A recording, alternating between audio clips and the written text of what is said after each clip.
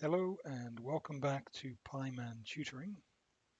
Today we are looking at redox reactions again, and this time we're looking at something called the spontaneous reaction test, which will allow us to determine if a particular redox reaction will proceed spontaneously.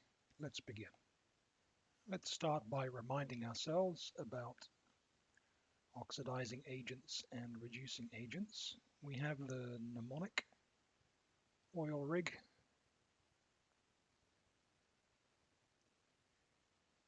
And remember, that means that oxidation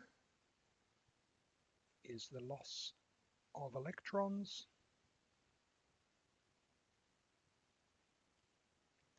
and reduction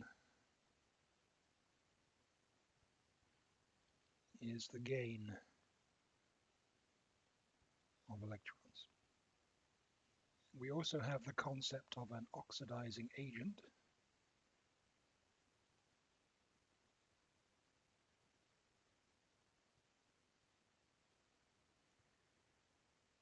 And that is something that causes oxidation.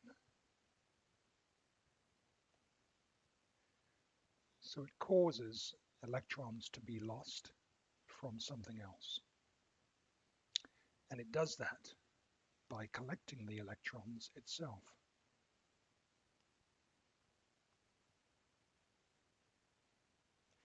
And if it's collecting electrons, that means it's gaining electrons, and so it itself is reduced. And people get a little bit confused with the fact that oxidizing agents oxidize other things, and they themselves in the process are reduced. And of course, the opposite is true as well. A reducing agent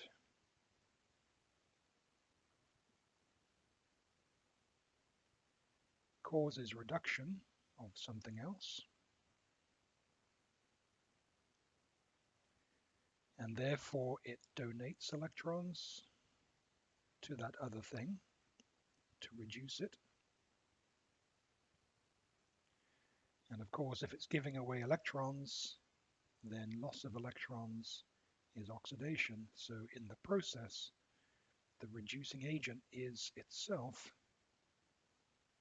oxidized. So here we're interested in the spontaneity of reactions. So when I put two chemicals together, how do I know if that reaction will proceed on its own without any encouragement? Well, one way to do this is to build up a library of reactions and make some kind of ranking of various chemicals in order of their reactivity. So let's suppose, for example, that we have some silver ions in solution. And here is the silver that we put into solution. And we have some copper ions. And again, they came from copper. We have some lead ions and their associated element, lead. And lastly, we have some zinc ions in solution. And we also have a piece of zinc. Now, suppose we combined various pairs of these in a beaker, and we look to see what kinds of reactions occurred. We could draw a line between pairs of chemicals that caused reactions, and we would see that when we placed the piece of copper into the silver solution, we'll see that the copper went into solution and some silver was displaced. So a reaction occurs there. Similarly, we could try putting a piece of lead into that silver solution, and a similar thing would happen. We would find that the lead displaced the silver and went into solution. And finally, if we put zinc into that silver solution, Again, there would be a reaction, and once again, zinc would be more reactive and would displace the silver ions, causing them to precipitate as silver. Okay, so that would give us some idea that we might call silver ions reactive, or we might call zinc metal reactive. The silver ions seem to react with all of these things. So let's call this a strong oxidizing agent. And why am I calling it oxidizing agent? Well, during the reaction, the silver ion is gaining an electron and is turning into silver with an oxidation state of 0. The silver ion had an oxidation state of +1. So the silver is being reduced. It is being reduced because it is oxidizing the zinc. The zinc is going to go from zinc 0 to zinc 2+. And so we can say that this silver ion is a strong oxidizing agent. Now what happens if we try the same experiment but with the copper ions? Well, we could try and react copper ions with the silver, but we would find that no reaction occurred. So let's lose that line. If we try the reaction with a piece of lead, displacement will occur. And similarly, if we try the copper with a piece of zinc, a reaction will occur. So copper ions are not quite as reactive as silver ions. So we could say that they are the next level down in terms of oxidizing agent.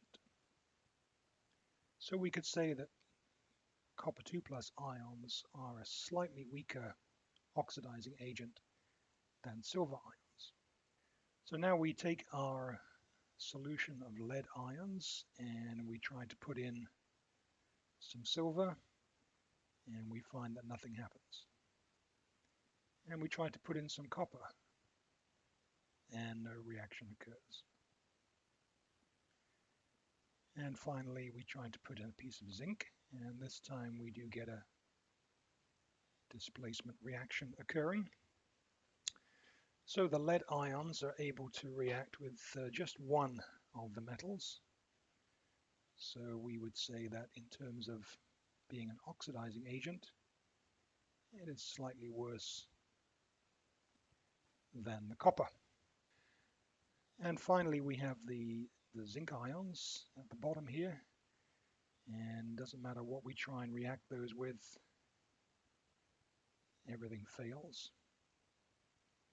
So we can say that our zinc 2+ is a weak oxidizing agent. So there very simply is a way in which you can start to build a table, basically like a reactivity series if you like, ranking oxidizing agents in descending order. Now let's recognize for a moment that each of these little horizontal reactions that we've drawn here is actually a reduction reaction. As electrons are being added to the left-hand side to cause a reduction in the oxidation state on the right-hand side. So these guys in this column are all oxidizing agents. They all collect electrons and are reduced to the element on the right-hand side.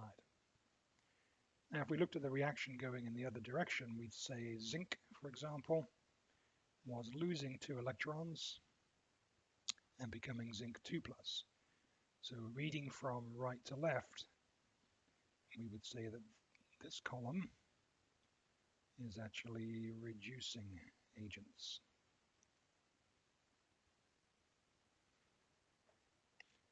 They are reducing agents because they are being oxidized. So now we could ask the question, well, which of these is the strongest reducing agent? So let's think about this. If we are saying that the zinc 2+ ion is the weakest oxidizing agent, that means it's pushing this reaction to the right the weakest. That implies that the zinc must be pushing this reaction to the left the strongest. It's winning the battle of the electrons.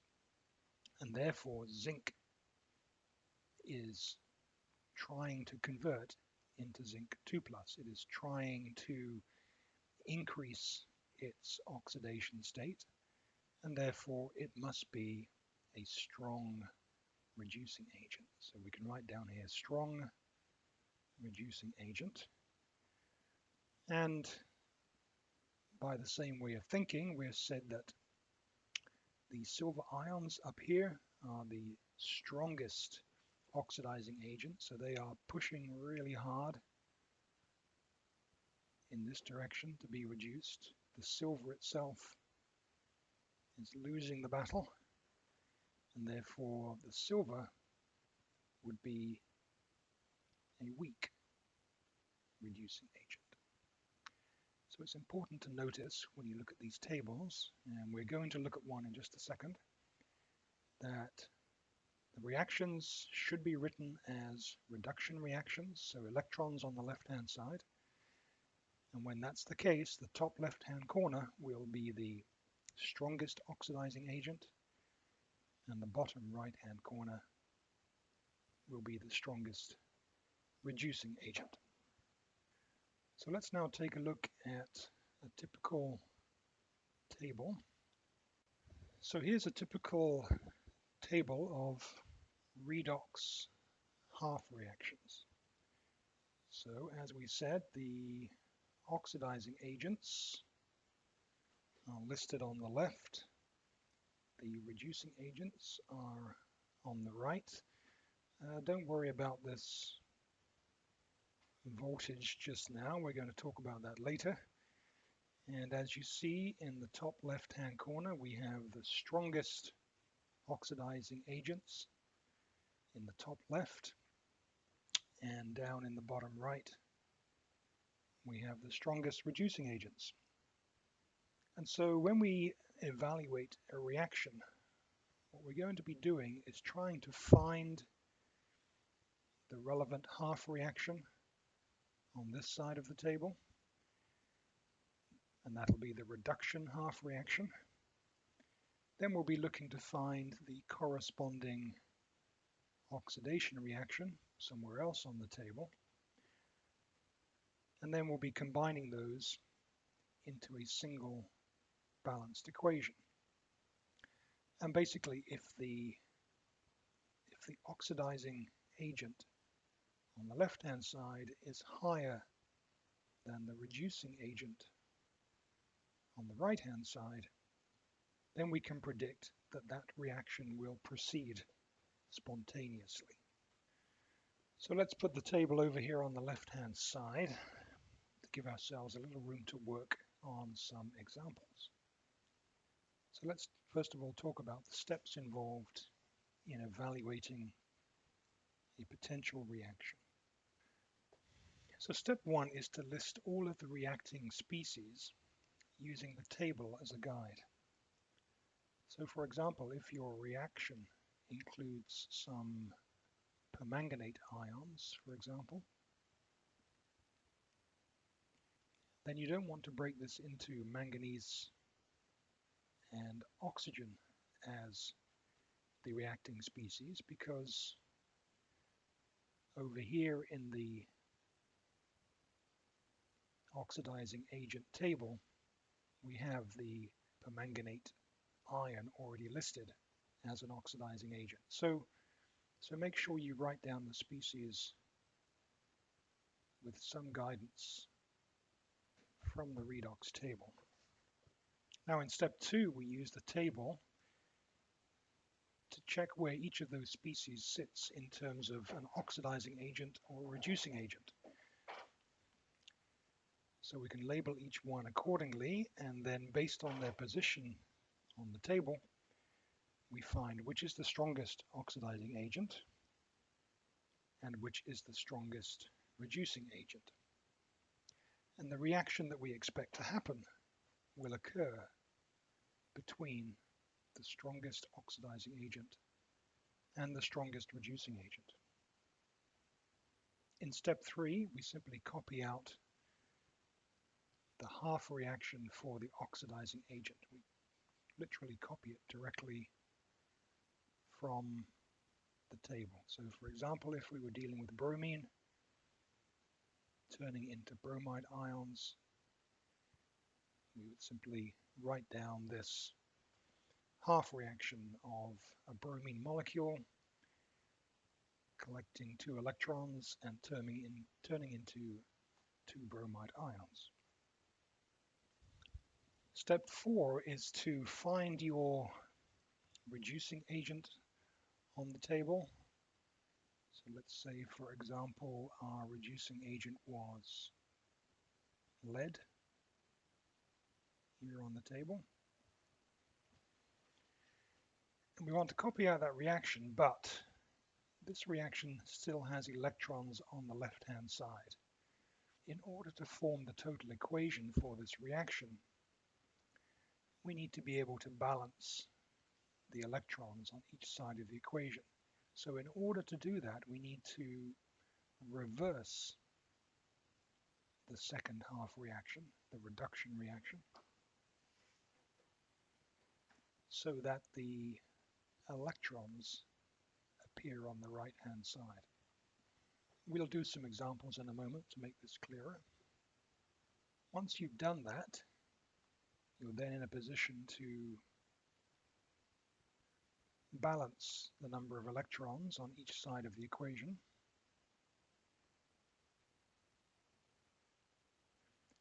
And this means we have to potentially multiply one of the 2 half reactions by some factor, such that we have equal number of electrons on each side of the equation. And once we've done that, we can simply add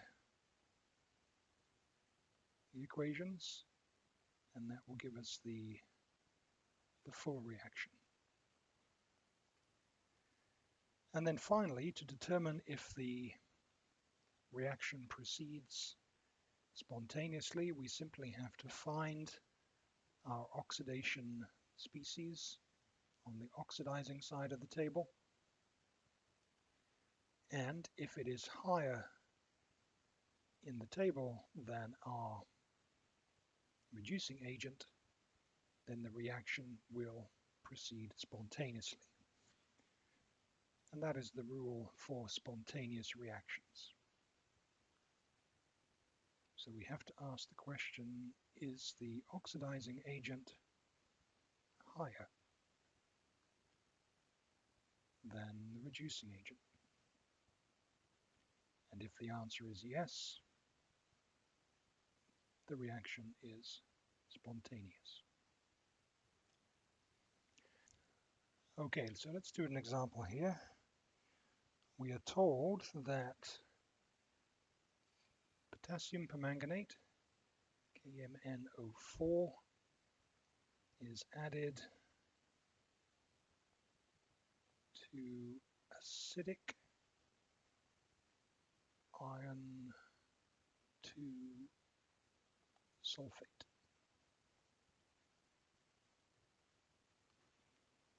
And the question is, does this reaction proceed spontaneously? So let's start with step 1, which is to identify the species in the reaction.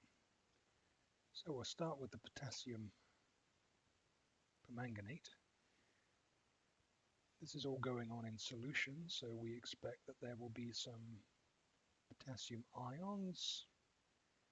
There will be some permanganate ions floating around. And remember, we leave this intact in order to reference the oxidizing agents in the table, where the permanganate ion appears in various places. What else have we got? Well, it's an acidic solution, so that means there's some H plus floating around. We've got some iron 2, and we've got some sulfate, SO4 2 minus. And presumably there is some water. Don't forget the water. Okay, so we've identified our species, and now we want to figure out which ones are oxidizing agents and which ones are reducing agents. So if we scan down the table, we will find that way down here we have potassium ions. They're in the oxidizing agent column. They're very weak because they're very low down, so we could label that a weak oxidizing agent. Now, what's next? MnO4 in the presence of H+. So as you get more familiar with these by practicing them, you'll learn that certain combinations need to be considered in order to find them on the table of oxidizing and reducing agents. So we've got permanganate ions operating in the presence of H+ ions. So we look down the table, and sitting right here is the reaction we're looking for. It's very high on the oxidizing agent part of the table. So together these things are a strong oxidizing agent. Okay, next on the list is the Fe2+. Now we have to be a bit careful here, because if you look down the list, you'll find Fe2+ in two different locations. It's sitting here under the reducing agents, and it is also sitting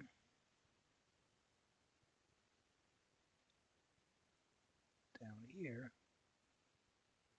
as an oxidizing agent. So how would we categorize it? Well, when it's in the oxidizing column, it's quite low down the list, and so we would say weak oxidizing agent. And in terms of a reducing agent, it is fairly near the top, but remember the strength of reducing agents goes in the other direction. So as a reducing agent, it's quite weak. So we could say it's also a weak reducing agent. Okay, let's move on to the sulfate ion. So we find here we have the sulfate ion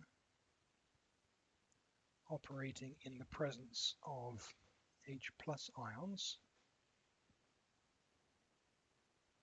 And that is the situation we have.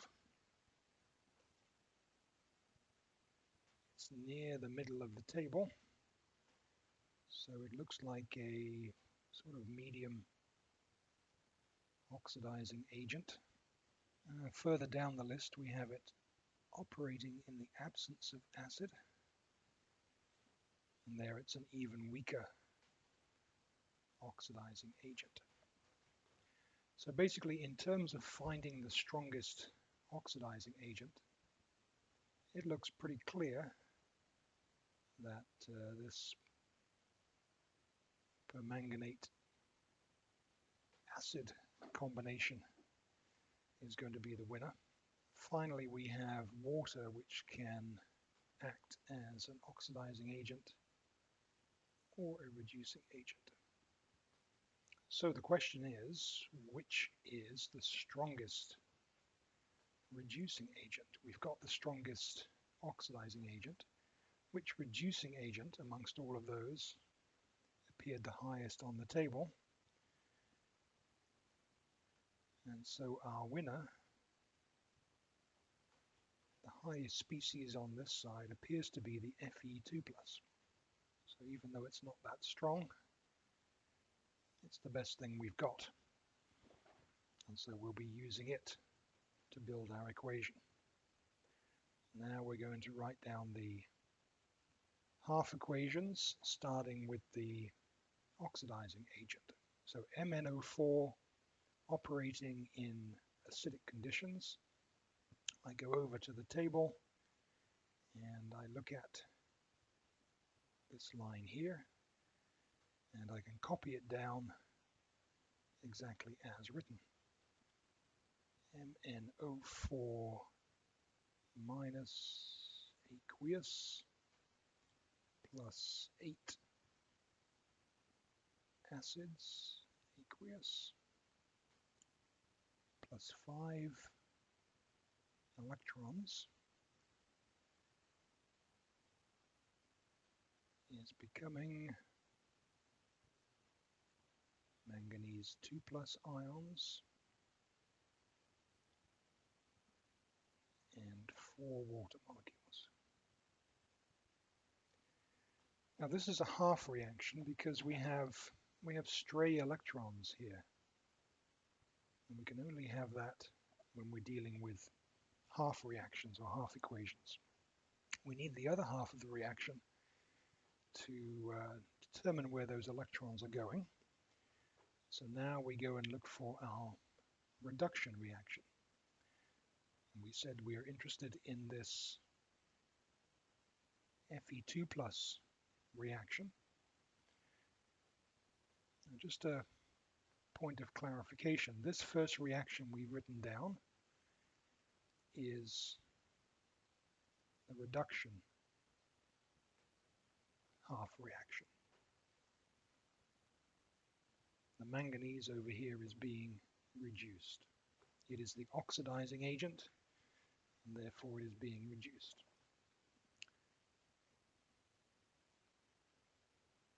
We are taking on board electrons.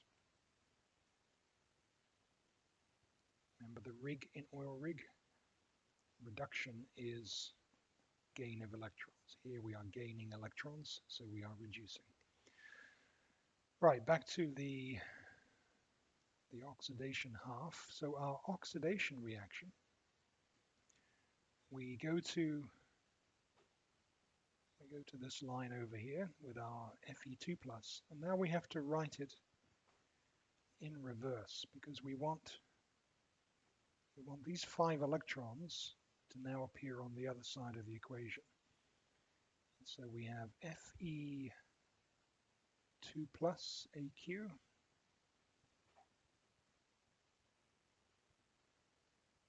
it's producing Fe3+ Aq and 1 electron. So again, that's the reaction for our strongest reducing agent, and we've written it as an oxidation reaction. The iron 2+ is being oxidized to Fe3+. So this is our oxidation half reaction. Oxidation is reduction of electrons, Rig, and sure enough, electrons are being removed from the Fe2+ and are now available for the redox reaction. So now we have to balance these and add them together. Well, we know we have 1 electron here and 5 electrons here.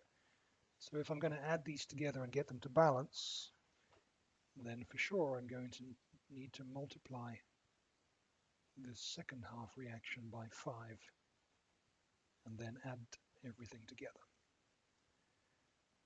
So what do we get? We get the permanganate ion, unchanged. We get the 8 H pluses. We'll write in the electrons for now. And then we're going to add to that 5 lots of Fe2 plus AQ. So that's everything on the left-hand side, and on the right-hand side of the reaction, we've got the manganese 2 plus, we've got 4 lots of water. We've now got 5 Fe3 plus and 5 electrons, and that's from multiplying this equation. So that's good. That means that 5 electrons on this side cancel with 5 electrons on this side, and we should now have our final equation, which says that MnO4 minus AQ reacts with 5 ion 2 pluses AQ, and it's happening in acidic conditions. So there's our 8H pluses, and what we're producing is manganese 2 plus, 4 lots of water, and 5 lots of Fe3 plus. Okay, so what has that told us? Well, we've done all of that work to try and determine if this reaction is spontaneous or not. And remember, the key thing for spontaneity was to say, is our oxidizing agent above our reducing agent? Well, our oxidizing agent row is this one up here, and our reducing agent row is this one down here. So indeed, the oxidizing agent is above the reducing agent equation in the reaction, and therefore we can write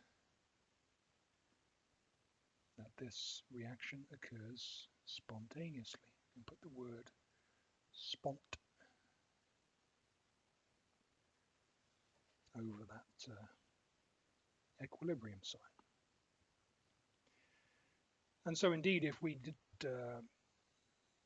try and do this reaction, a couple of things would happen. Because the reaction is actually occurring, there would be a color change, first of all. The purple color of the permanganate ion would disappear as we convert it to manganese 2 plus. And also we are converting H plus ions into water, and so we would expect to see the pH increase, the solution become less acidic as we consume H plus ions. So those would be two property changes that would give us evidence that the reaction was occurring. So we're going to do some more of these to make sure that you are comfortable doing them. Okay, our next example, the question is, does nitric acid react spontaneously with copper? So nitric acid is HNO3. Got an aqueous solution of that, and we're trying to react that with copper solid. First thing to do is identify all of the species involved. So in solution, we're going to get H plus ions. We're going to get NO3 minus ions. We're going to get, oops, that should be copper. We're going to get solid copper and there's going to be water hanging around. So we need to identify oxidizing agents and reducing agents. Now again, we have to be a little bit careful. We'll start with the H+, and we can go charging off to the table, and we can find H+ sitting here, middle of the table on the oxidizing agent side. And so we could label this as a medium oxidizing agent. Now when we go looking for the NO3-, if we make our way down from the top, we'll actually find that it is here combined with the H+. So in the presence of acid, this combination of H+ and NO3- is a strong oxidizing agent. So that's the one we want.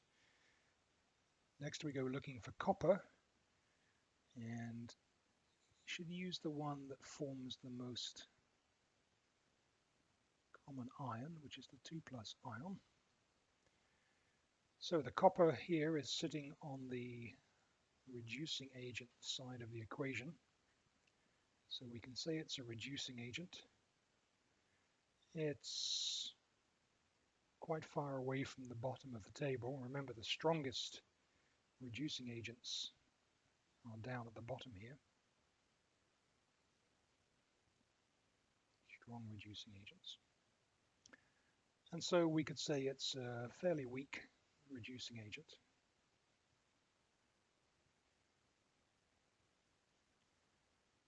And water can be an oxidizing agent or a reducing agent.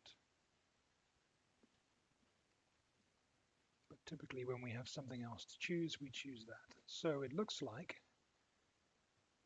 our oxidizing agent is the acidified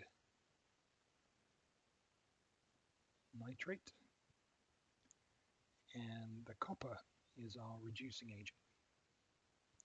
So now we start writing down the equations literally from the table. So here's our first one. We've got NO3- AQ plus 2H plus AQ plus an electron forms NO2 gas and H2O. So this is a reduction half reaction. Remember, it's a half reaction or half equation because we still have electrons on show. We haven't balanced those out yet. And it's a reduction reaction because we're saying that this stuff is an oxidizing agent, and oxidizing agents get reduced. The other way to think about it is we are adding electrons. And if you remember from oil rig, reduction is gaining electrons. We're gaining one electron, and so this is a reduction reaction. Next, we need to write down the oxidation half reaction. So for that, we come down to our copper. And remember again, we want the electrons now on the other side of the equation in order to be able to balance things. So we have to turn around the reaction with the reducing agent. So we have copper solid on the left side, producing 2 electrons on the right side, and the copper 2+ ions in solution. Okay. And just to reiterate, this is an oxidation reaction. The copper is going from oxidation state 0 to oxidation state +2. Now we look at those two half equations and say, what do we need to do to balance out the electrons so that we can combine them? Well, the top reaction has 1 electron, the bottom reaction has 2, so the simplest thing to do is just to double the entire upper reaction. And then we add them together, so let's do that on the fly. 2NO3 minus AQ plus now 4 H pluses plus 2 electrons. It's going to 2NO2 gas and 2H2O liquid. That's doubling the first half reaction, and now let's add in the second half reaction. So we want plus copper solid on this side, producing 2 electrons and Cu2 plus AQ. All right. Now, if we've done this properly, the electrons cancel. 2 electrons here, 2 electrons here, and we're left with our balanced equation. 2NO3 minus AQ, 4 acidy things, and some copper, potentially reacting to produce 2NO2 gas, 2 H2Os, and some Cu2 plus ions. All right, and the main question is, does this reaction proceed spontaneously? So our oxidizing agent is sitting up here. Our reducing agent is lower, and therefore we have the conditions required for spontaneity. This reaction will occur spontaneously. How would we know if we were doing it in a beaker? Well, one thing is that when copper goes into solution as copper 2 plus ions, we would see a color change. So we'd see things turning blue. The other thing we could notice is a pH change. In fact, the pH would increase. We've got acidic things over here. They're being consumed in the reaction and turning into water. So we would expect the pH to become less acidic. In other words, the pH would go up. So those would be 2 physical consequences of the reaction occurring that we could monitor to verify that our prediction is correct. Okay, here's another example. Let's suppose we're asked for the reactions that could occur spontaneously, and there could be more than one, when oxygen gas is bubbled through iron to iodide solution in the presence of some acid. So we begin by writing down the species we expect to be involved. Well, we know there's some acid floating around. We know there's some O2 gas floating around. Iron 2 means the iron is sitting in oxidation state plus 2, so that's 2 plus ions.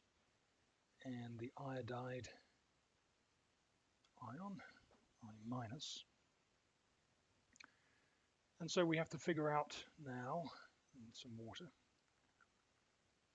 we have to figure out now our strongest oxidizing agent and our strongest reducing agent. So let's go hunting on the table as normal. H plus we know is down here at the middle of the table. So on its own, H plus would be a sort of medium oxidizing agent. O2, if we go hunting for it, occurs in various places, but we're looking for things at the extreme ends of the table. So we'll find it listed here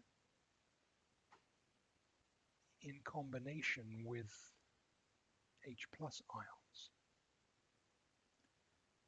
We find it even higher up here in combination with H plus ions. So together, the oxygen, I'm sorry, there's another one down here that we could choose, but we're always looking for the strongest oxidizing agent and strongest reducing agent. So this is the one that matters. And therefore, as we've seen in previous problems, we're actually looking at this combination now. And that is a strong oxidizing agent. And that's the one we want. Okay, reducing agents. So let's go looking at our Fe2+. We've used Fe2+ before. We found it on the right-hand side. And we also found it on the left-hand side. So here it is as an oxidizing agent. And here it is as a reducing agent. Now, as a reducing agent, it's quite high up the list. And so we would say that it's a weak reducing agent. We also list it as an oxidizing agent. So it's a weak oxidizing agent, but we already have a strong oxidizing agent, so this really is irrelevant. So what about the iodide ion? We find it here. So as a reducing agent, it is further down. Remember, reducing agents get stronger as they go down. And so this iodide we will classify for this particular case as a medium reducing agent, just to emphasize that it is stronger than the Fe2+, which is above it. So it looks like we have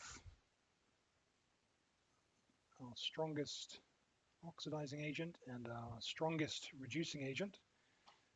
And now it's time to write down their half equations, starting with the oxidizing agent. So that top equation, half reaction, remember, O2 gas plus 4 acidic things plus 4 electrons, because it's a half reaction, produces 2 waters.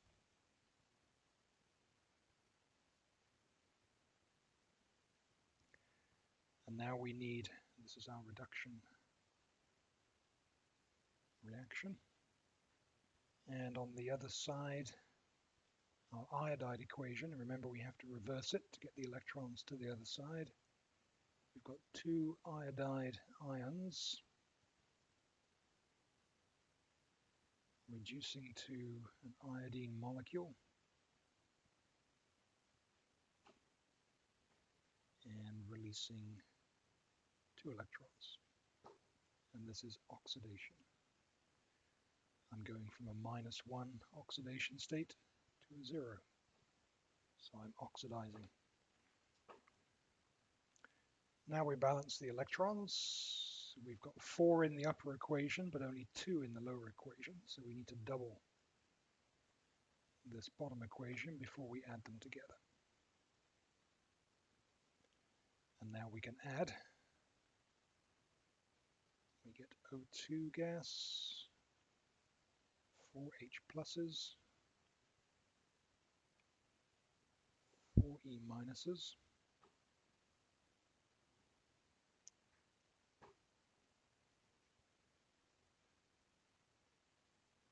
making 2 H2Os. And we're adding from the left side 4 iodides. And on the right hand side, 2 iodines and my 4 electrons. And as usual, the electrons now cancel out, and we're left with our final reaction, O2 gas in the presence of acid things, together with some iodide, potentially react to release water and iodine. Now the usual question, does this occur spontaneously? So we look for our oxidizing equation, and that's well above our reducing equation. So we would say that this reaction occurs spontaneously. Now we were asked to list all the reactions that could occur. So we could also investigate what's happening with this iron. It's a reducing agent as well. It's weaker than the iodide, but if we go through the analysis and we replace this reduction reaction here with the corresponding reduction reaction for Fe2+, then we would actually find that once again the oxidizing agent is above the reducing agent here, and so potentially this reaction could also occur spontaneously. So we would expect this one to dominate, but there's definitely the potential for spontaneous production of Fe3+ in this reaction as well. And we'd go through the same procedure to balance that one. I'll leave that to you to do. Let's do a simple one. We're asked what happens when lead-2+ ions have a piece of magnesium placed in the solution. Does a reaction occur? So we've already got our species identified, so we just need to determine which is the oxidizing agent and which is the reducing agent. So let's go looking for Pb2+ on the table. We find it way down here. It's on the oxidizing agent side of the equation, but it's pretty low down. So we would call that middle of the table. So let's call it a medium oxidizing agent. And magnesium we find way down here on the reducing agent side of things, and it's a strong reducing agent because it's near the bottom. So this is a strong reducing agent. So let's write the half equations in the usual fashion. Pb2+ plus 2E minus going to forming lead solid. The lead is going from 2+ to 0, so this is a reduction portion of the reaction. Gaining electrons is reduction. For the magnesium half, remember we're using magnesium as our reducing agent, so we need to flip that reaction around. We have magnesium solid on the left side going to form magnesium 2+ ions in solution and 2 electrons. Now in this simple case, the electrons are already balanced for us, so there's no multiplication required. And we can simply add those two together, and we get magnesium solid plus Pb2+. I won't write the electrons in, since we know they're going to cancel. And that's producing Mg2 plus,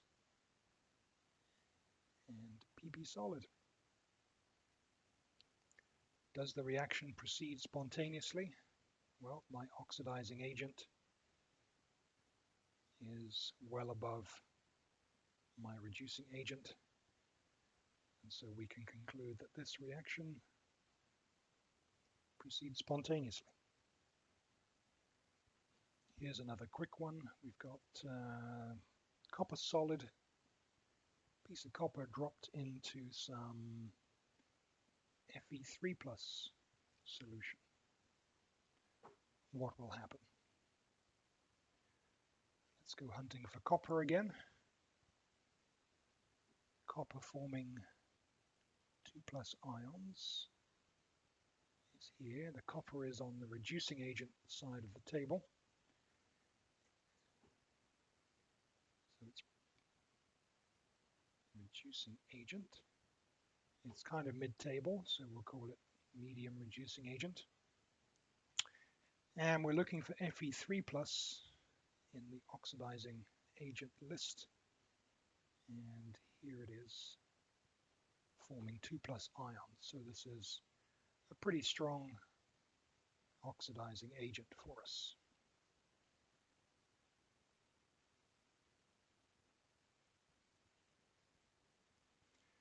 So straightforward enough. Write down the equations. First of all, for the oxidizing agent. So Fe3 plus, gaining an electron and reducing to Fe2 plus. That's the reduction half reaction. The oxidation half reaction, we have to turn the copper one around, bring the copper solid on the left, and the copper 2 plus, and the 2 electrons on the right. And that's my oxidation half reaction. Add them together.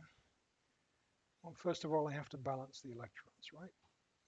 I've got 2 electrons in the bottom half, only 1 in the top half. So I need to double this entire reaction before I add them together.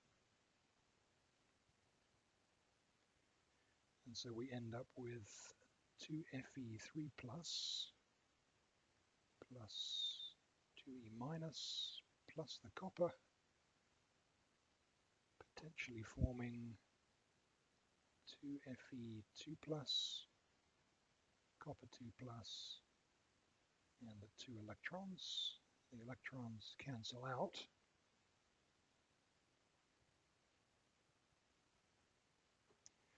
And there's my balanced equation. You can always check to make sure the charges actually balance out. Over this side I've got 2 3 pluses, so altogether I've got +6 on this side. Here I've got 2 2s, so that's +4, and here is a +2. Does the reaction occur?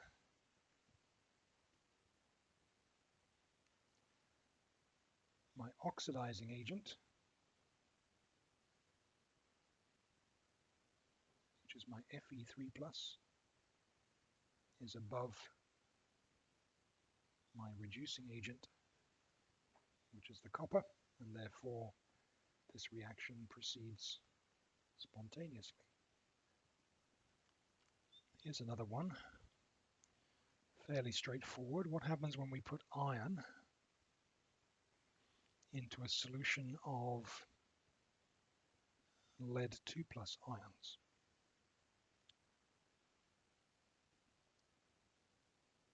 Let's find them on the table. So lead 2 plus is down here. The 2 plus is on the oxidizing agent side of the equation. So this is my oxidizing agent. It's kind of mid-table, medium oxidizing agent. Iron solid is down here. The iron itself is on the reducing agent side of the equation. So this is our reducing agent.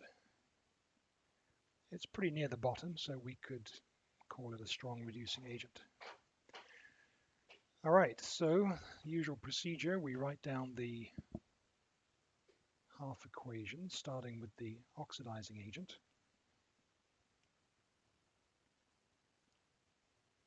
So that's the lead. We've got Pb 2 plus Aq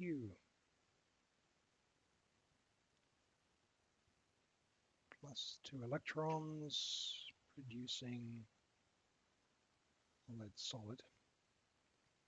For the iron, remember to switch the equation around. So we've got iron solid producing Fe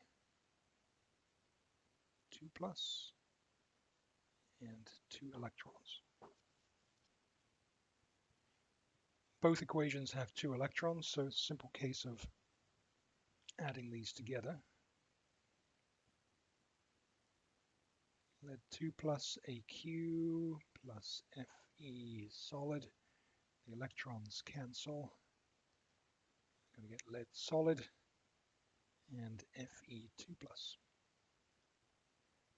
Now again, does the reaction proceed spontaneously? We just have to look at where the oxidizing agent is relative to the reducing agent. It's higher, and therefore this is a spontaneous reaction. Here's another example. Suppose we have fluorine gas, and we need to know if it reacts with lead, solid lead. So we'll go looking for fluorine on the table. It's right at the top here. Tremendously strong oxidizing agent, so that one's simple. Solid lead.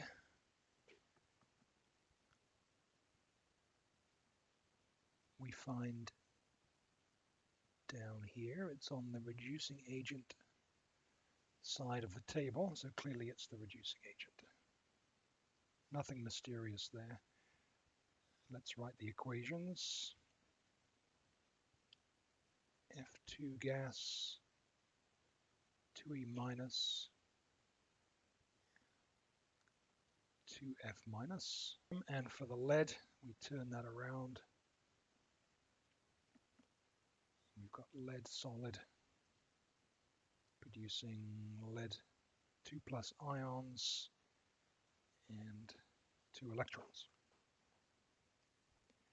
The electrons are already balanced, so we can write our balanced equation very simply.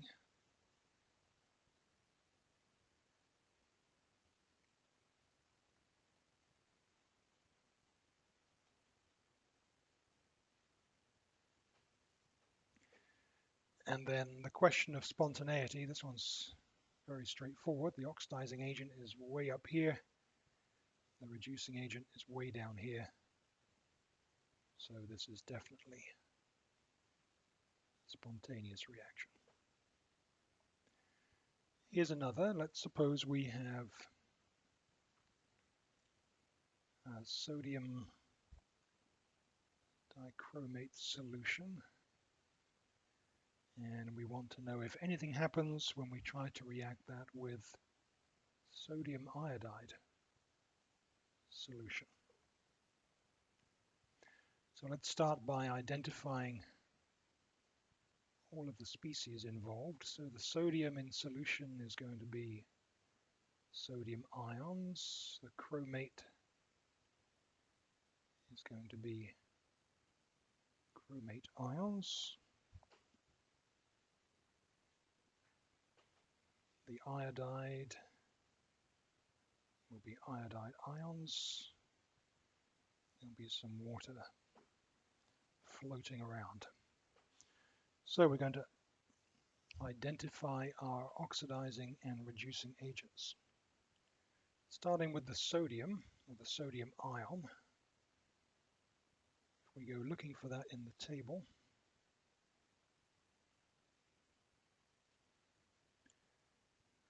we find it's way down here. as a very weak oxidizing agent.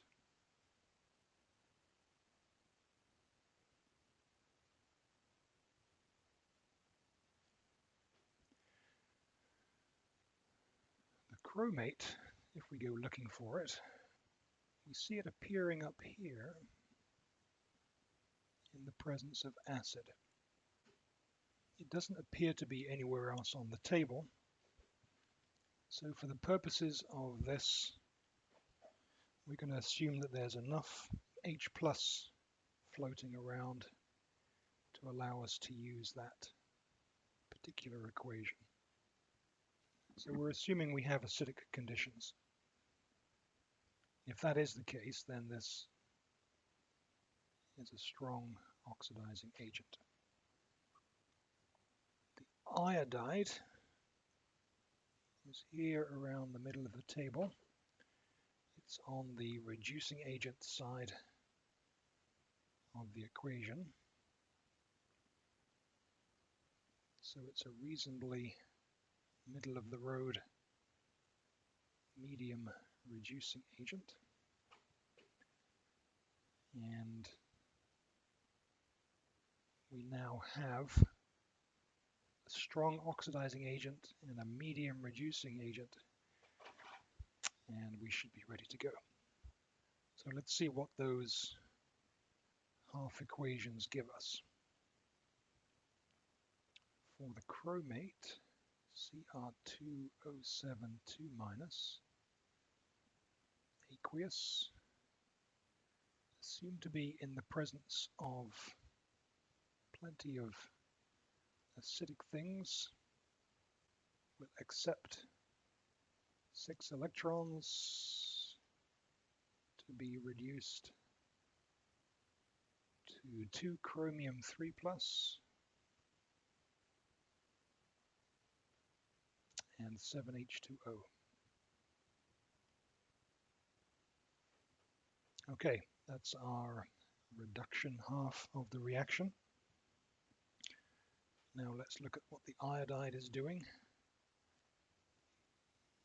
Going in reverse as usual, 2 iodide AQ is going to give me iodine,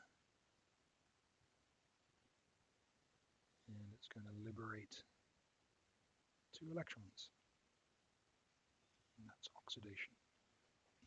So to balance up the electrons, we need 3 lots of the second equation. And let's see where that puts us. So we've got the Cr2O72 minus AQ, 14 H pluses, assuming they are there. We've got 6 iodides, and we've got the 6 electrons, of course. And potentially we are producing 2 Cr3 pluses, a bunch of water, 3 molecules of iodine gas, and 6 electrons. We'll cancel the electrons on each side of the equation, and that should be our balanced equation. As usual, you can go through and gather up the charges, make sure everything adds up, and also count the atomic species, but I believe that is correct. Now, does it occur spontaneously? Well, the oxidation half is up here, assuming we have the acid present, and the reduction half is down here. So that would imply that this reaction would indeed be spontaneous, assuming that we have those H plus ions available to us to make it go. All right, let's look at another. We've got silver, piece of silver, and and we're going to throw it into some hydrochloric acid. Will anything happen? So let's look at the species we have. Very simply, we have silver, we have H+ ions, we have chloride ions, we have some water floating around. We go hunting for them on the table as usual. Silver is sitting here as a reducing agent. It's high on the list of reducing agents, and therefore it is a relatively weak reducing agent. Call it medium if you like. H+ we know is sitting in the middle of the table here. So that is a medium oxidizing agent.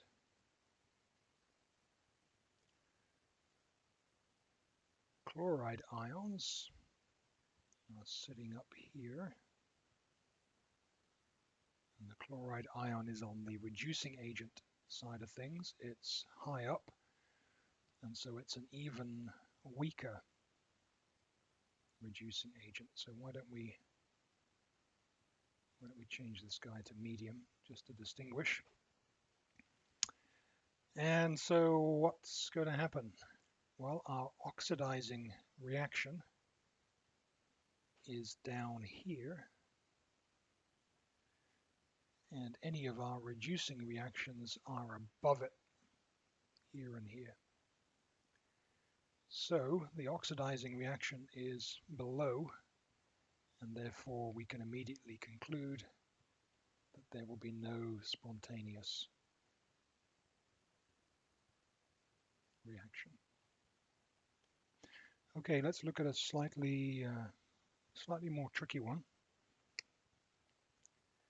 We're asked if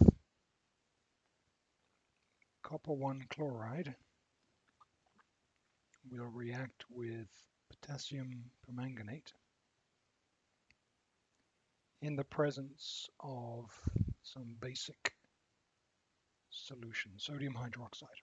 We've got some copper 1+ ions, some chloride ions, some potassium ions, some permanganate ions, some sodium ions, hydroxide ions, and a bit of water. And this one's a bit more tricky because of multiple entries on the table.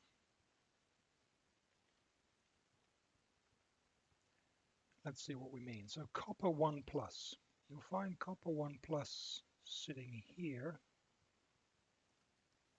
as a reducing agent.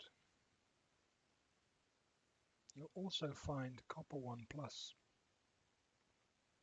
sitting here as an oxidizing agent. Both are around the middle of the table, so this is a medium oxidizing agent or a medium reducing agent. And that's not very helpful. Chloride ions, we've looked at a few times. We always have to bear in mind that we are in a basic solution. So sometimes there are multiple entries depending upon the acidity of the situation. So here's chloride sitting there as a reducing agent. It's near the top of the reducing agent list, and therefore it would be classified as a weak reducing agent. However, if we look further down, again for multiple entries, we see chloride sitting here. Still on the reducing agent side of things, but in the presence of OH-, it's getting a little more interesting. So if we combine the chloride and the OH-, then together these two a medium reducing agent. K plus, it's way down the bottom here on the oxidizing agents, so it would be a weak oxidizing agent. The permanganate, well, we've got permanganate ions in the presence of OH minus and also in the presence of water. So what can we find here? We look down the list, there's permanganate in acid. We go further down, we find the permanganate ion in water. We don't find the permanganate ion listed in a basic condition. But we do notice that there's OH minus on the other side of this equation, so that would suggest that the presence of OH minus will push this reaction towards the left. Let's assume we have this situation. We've got the permanganate in the presence of water. And how do we rank those? They're an oxidizing agent. They are reasonably high up the table. Where are they compared to copper? Just slightly above the copper as an oxidizing agent. So we called copper a medium oxidizing agent, so let's call this a high medium oxidizing agent. Right, so where does that all leave us? In terms of an oxidizing agent, the strongest candidate is our high medium oxidizing agent. So that suggests that we use that equation, which is MnO4 minus plus 2 waters plus 3 electrons, producing manganese oxide, 4 OH minuses, and that's it. So the one we're using is this guy here. So in terms of reducing agents, what's the best we have? We have a medium reducing agent. We also have chlorine and OH minus as a medium reducing agent. So let's compare those. Chlorine and OH minus sitting here. Copper plus as a reducing agent is sitting here. Remember, reducing agents get stronger this way. So this guy is stronger. So that means that our strongest reducing agent is actually the copper plus. And so our oxidation reaction actually becomes Cu plus going to Cu2 plus plus an electron. That's our oxidation reaction. The oxidation state for copper is going from +1 to +2. Okay, so now the usual trick. We need to multiply this guy. We've only got 1 electron on the right. We need to balance that with 3 electrons on the left. So let's triple this equation and then add those two equations together.